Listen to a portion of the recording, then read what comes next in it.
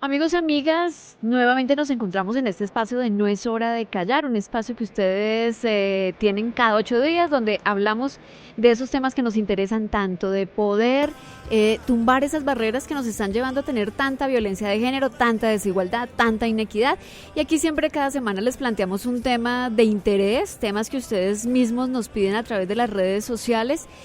Y esta semana tenemos una invitada súper especial, a quien admiro mucho y a quien le debemos también mucho porque ella entendió que no era hora de callar y precisamente así se llama ese maravilloso movimiento que alentó desde las redes sociales romper el silencio justo cuando tuvo que vivir en carne propia eso que afrontamos muchas mujeres y ante lo cual no podemos silenciarnos. María Isabel Covaleda, bienvenida a este espacio, a este podcast de No es hora de callar.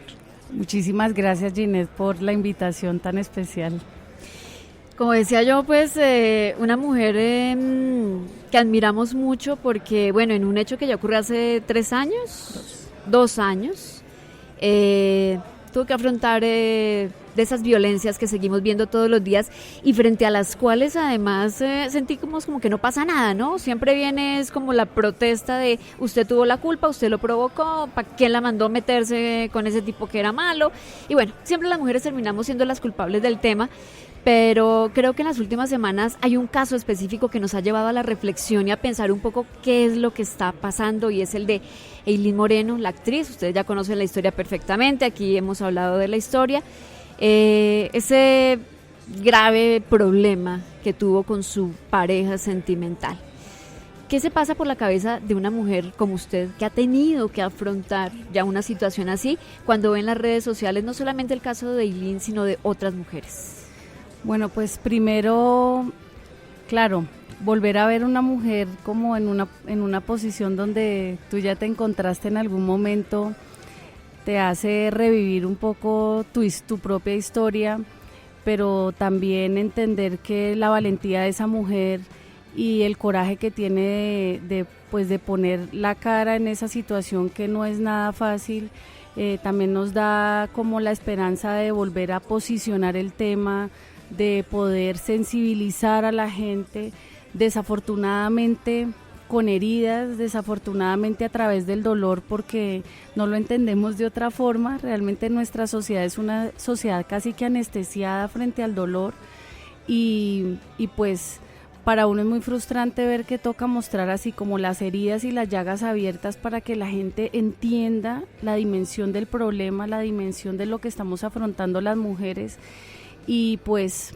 de alguna forma también validando mucho las acciones de estas mujeres que se llenan de coraje y que ponen la cara y que enfrentan sobre todo la crítica misma de la sociedad, porque ya sabemos que estamos ante un Estado que está fallando, pero los que no podemos fallar somos nosotros. Entonces ahí es donde empezamos otra vez a ver cómo el juicio y cómo el señalamiento de nuestra sociedad no está permitiendo que nosotras avancemos en este caso. Precisamente ese es un tema muy importante y es la reacción de la sociedad. Cuando uno ve a una mujer golpeada con un ojo morado o con su rostro lleno de sangre, uno inicialmente no buscaría la solidaridad de género, como se ha llamado, sino la reacción oportuna de la sociedad frente a un hecho violento.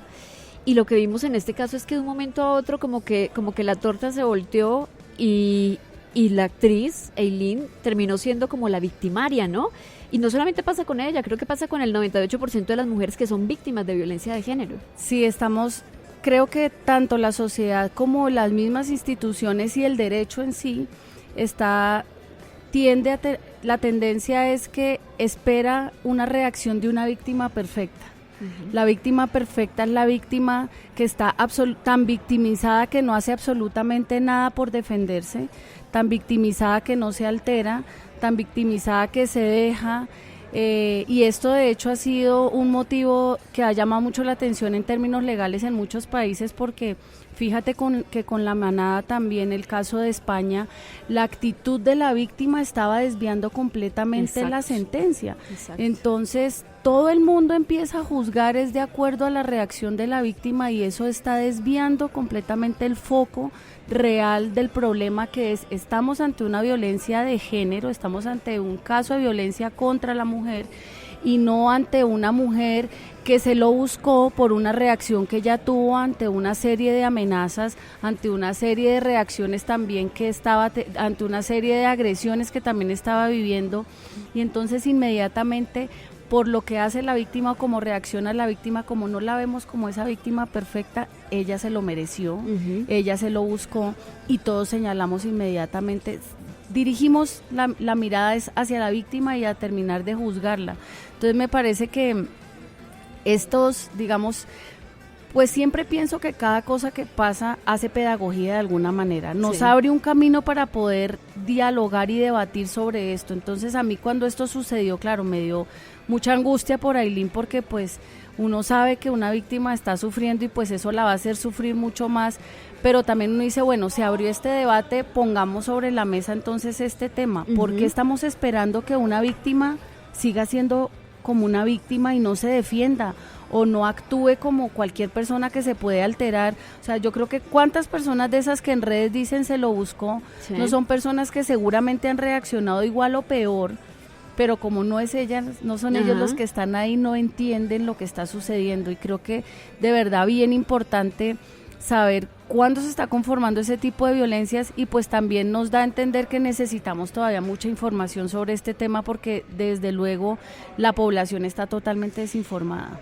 Una cosa, María Isabel, que a mí me ha golpeado mucho es leer y escuchar las reacciones de las propias mujeres, porque uno diría, aquí hay una solidaridad de género entre hombres, porque siempre la ha habido, en torno al machismo y en torno a la violencia de género, pero escuchar a mujeres con unos calificativos tan duros y con unas posiciones tan duras, no se necesita ser feminista para entender que el tema de la violencia puede afectar a cualquiera, pero además que es un hecho ante el que hay que reaccionar. Sí, y pues yo creo que en un principio me afecté más por cuando, como que cuando arranqué, pues en ese momento, hace 2 años, me sorprendía mucho más ver las reacciones de las mujeres, pero también en ese momento entendí que el machismo pues atraviesa toda una cultura, y ahí estamos involucrados hombres y mujeres, y que tampoco podía juzgar a las mujeres por estar ahí, porque pues estamos todos allí. O sea, realmente este sistema de creencias está arraigado en toda una cultura donde estamos niños y niñas, mujeres y hombres, abuelitas y abuelitos. Entonces, las que ya tenemos puestos estos lentes púrpura y ya entendemos qué es lo que pasa y ya lo sabemos, y hasta lo hemos tenido que vivir a veces para poderlo entender, ya sabemos que deberíamos las mujeres estarnos más bien agarrándonos de la mano, y seguramente las que nos estamos agarrando de la mano somos las que hemos pasado por allí, por una situación muy grave. No debería ser que todas pasemos por allí para entender qué es lo que estar allí, qué es lo que significa estar allí para agarrar de la mano a otra mujer y entender lo que está viviendo, pero parece que es a lo que estamos casi que sentenciados para poderlo entender. Ojalá que no, ojalá que no sea eso el camino al que lleguemos, pero sí deberíamos sentarnos y pensar un momentico cómo funciona esa hermandad entre los hombres y la sororidad entre las mujeres, cómo los hombres se abrazan y se protegen entre sí en estas situaciones, y cómo las mujeres no lo estamos haciendo, y que sí deberíamos pensar que fortalecer los lazos entre nosotras va a ayudar a que las mujeres que no están siendo capaces puedan como tener un poquito más de fuerza y salir de esas situaciones, ¿no? ¿A qué le atribuiría usted esa reacción tan violenta de las mujeres? Porque vuelvo y digo, son unas posiciones muy, muy fuertes que podrán ser respetables, pero que son fuertes. ¿Qué será lo que está pasando por la cabeza de las mujeres, que además dicen que el feminismo de alguna manera le está lavando el cerebro a todo el mundo? Yo creo que aquí hay una mala educación sobre el tema. Creo que nuestra cultura nos metió unas ideas desde hace muchísimo tiempo terribles. Creo que somos un país absolutamente atravesado por la violencia, y desafortunadamente con eso hemos crecido, lo hemos mamado, lo hemos llevado dentro de nosotras por generaciones ya, y creo que ya esa reacción violenta de la sociedad es una reacción, parece que inherente e inmediata colombiana, ¿no? Porque es que me parece que esta sociedad colombiana es todavía más violenta, se ensaña un poco más, pero yo sí pienso que hay un sistema de creencias cultural que es el que hay que derrocar, para no decir que es que son solo las mujeres, porque también son los hombres. No quiero cargarle más responsabilidades al género femenino, porque creo que ya tenemos bastantes. Quiero cargárselas a todos porque es una responsabilidad colectiva. Creo que aquí entre todos debemos entender el problema, atribuirnos a todos y a cada uno de nosotros la responsabilidad que tenemos. Y seguramente lo que nos hace falta es muchísima información. Ese es el problema, que no tenemos información. Es que hay muchas personas que creen todavía que la violencia de género no existe, que eso es una cosa que nos estamos inventando las mujeres para ponernos por encima de los hombres, o sea que ni siquiera se entiende que el sistema patriarcal es un sistema milenario que existe hace cientos de años y que ahí hemos vivido nosotros y todos nuestros ancestros. Entonces yo creo que lo que hace falta definitivamente es informar, pero no cargarle más a un género como una responsabilidad, sino que nos la repartamos entre todos, porque todos podemos hacer algo. Y parte de ese cambio indudablemente es hablar, es no callarse, es romper el silencio. ¿De dónde nace romper el silencio? Pues no sé ni cómo nació, eso fue una cosa que brotó en un momento en que, pues tú que, bueno, nuestras situaciones fueron distintas, pero yo creo que cuando nos convertimos en sobrevivientes es como una hermandad, porque uno viene como de una guerra, ¿no? Es como si volvimos de una guerra y ya sabemos cuando nos miramos a los ojos que venimos del mismo lugar y que ya eso nos cambió completamente. Y yo cuando atravesé ese umbral en que sentí que me iba a morir y sobreviví además pues de una manera muy extraña, porque pues yo había estudiado leyes, siempre me interesó el sector social, había trabajado con víctimas, pero nunca me imaginé en mi vida terminar en donde estoy, porque creo que toda esta situación me llevó como a entenderlo de esa forma, a través del dolor, desafortunadamente.